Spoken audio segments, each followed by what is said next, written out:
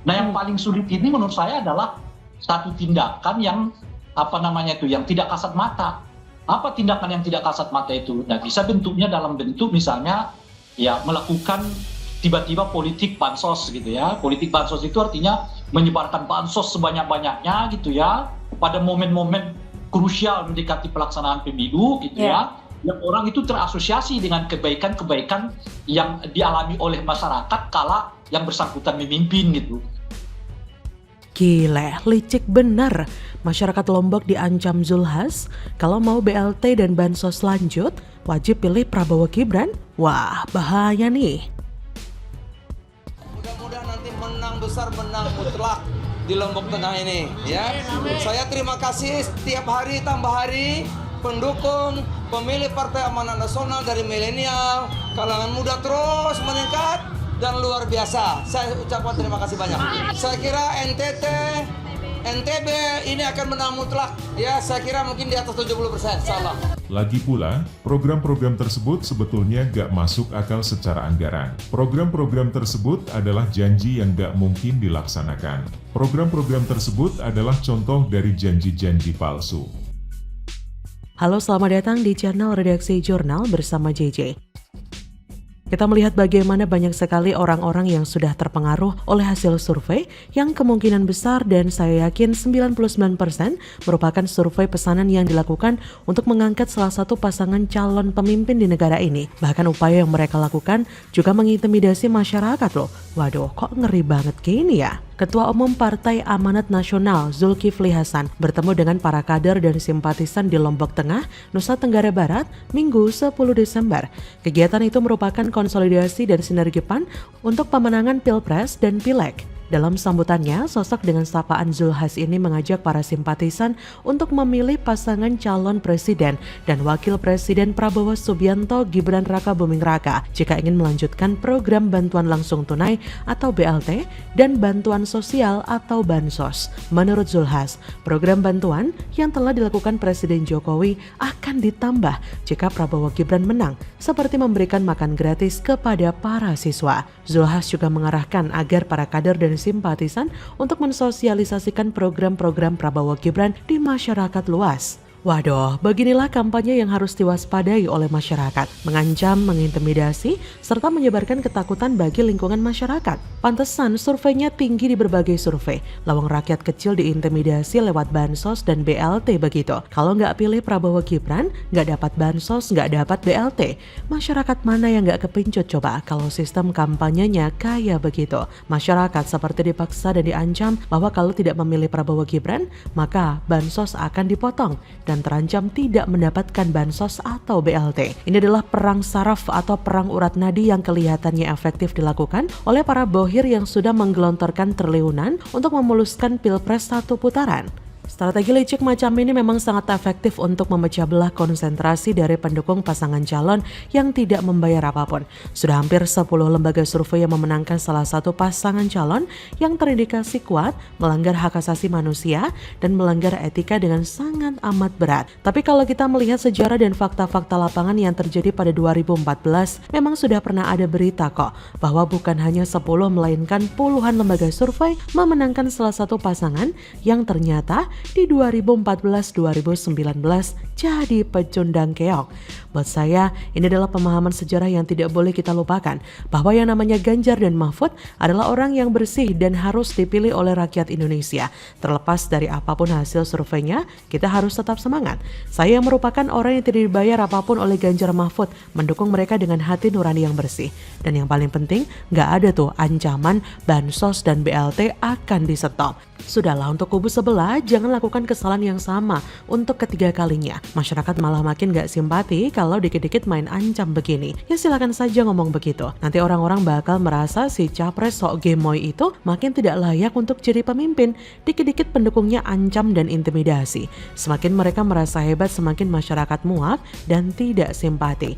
Saya percaya bahwa orang yang menghalalkan segala cara untuk meraih kekuasaan sampai mudah untuk mereka berbohong, mengancam, mengintimidasi, menyebarkan hal negatif dan sebagainya bukanlah pemimpin yang baik. Saat mereka berkuasa nanti, mereka bakal memerintah dengan cara yang sama seperti bagaimana mereka mendapatkannya.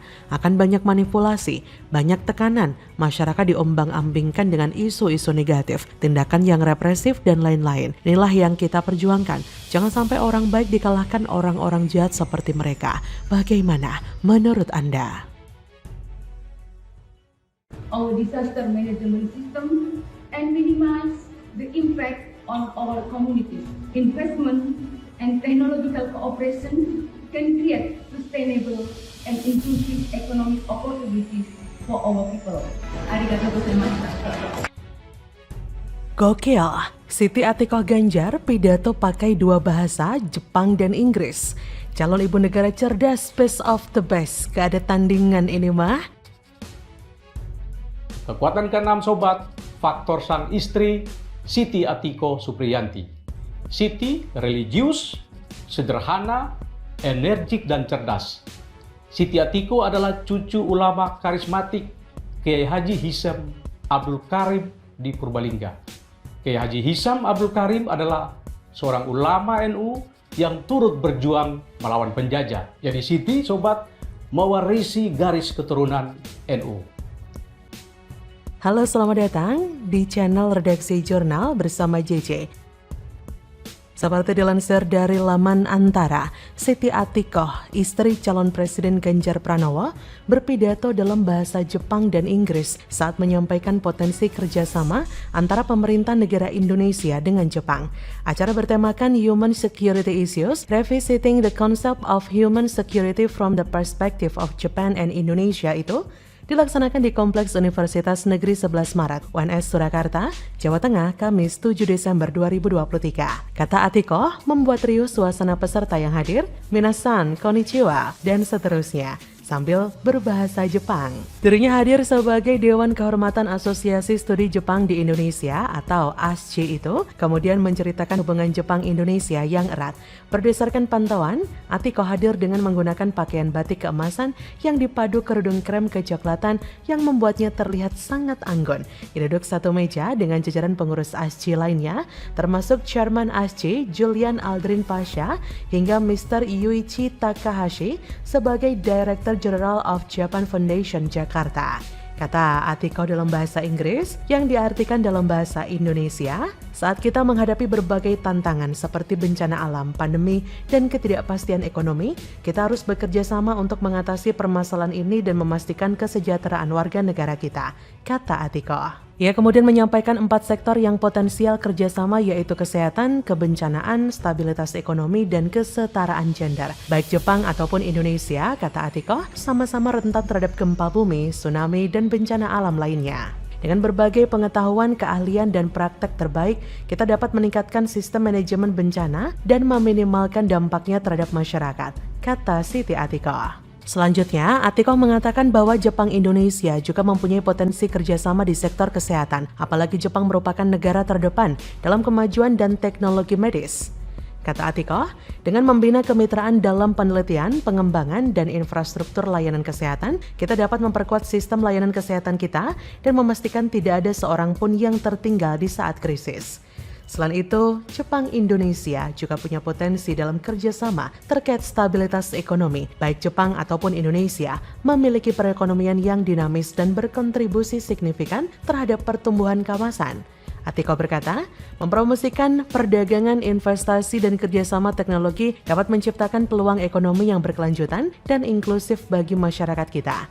Poin terakhir, Atikoh mengatakan Jepang Indonesia punya kesamaan isu kesetaraan gender dan pemberdayaan perempuan. Ia berkata, masih banyak pekerjaan yang harus dilakukan. Dengan berbagi pengalaman, praktik terbaik, dan kebijakan, kita dapat menciptakan lingkungan yang memungkinkan perempuan berpartisipasi penuh dalam semua aspek masyarakat. Perlu diingat, ketika perempuan diberdayakan, masyarakat akan berkembang dan keamanan manusia akan menguat. Atikoh kembali memakai bahasa Jepang dalam menutup pidato sambutannya dengan mengucapkan terima kasih kepada para tamu yang hadir dalam kesempatan itu. Atikoh berkata, Minasan, gochi sosama desita, kokoro kasa osewani narimashita, kondo mata no okoshite no aide, arigatou gozaimashita, kata Atikoh. Nah, Siti Atikoh Ganjar Pranowo ini pernah mengenyam studi Serata 2, S2 di Universitas Tokyo dengan mengambil jurusan kebijakan publik. University of Tokyo dianggap sebagai universitas paling selektif dan bergengsi di Jepang, serta termasuk salah satu universitas terbaik di dunia. Pada tahun 2021 tercatat ada 17 Perdana Menteri Jepang lulusan dari kampus tersebut. Nah, ini dia. Calon ibu negara yang gak kaleng-kaleng kualitasnya. Benar-benar kagum ya sama beliau. Selain mempunyai paras yang cantik dan anggun, beliau juga memiliki kecerdasan yang luar biasa. Ketika bertutur kata pun terlihat sekali kepandaian dan kesopanannya. Gak ada lawan udah. Track record, bibit, bebet, bobotnya seorang Hajah Siti Atikoh Supriyanti, STP MT MPP, sudah nggak perlu dipertanyakan lagi. Udah paling cocok dan the best of the best jadi ibu negara. Bagaimana menurut Anda?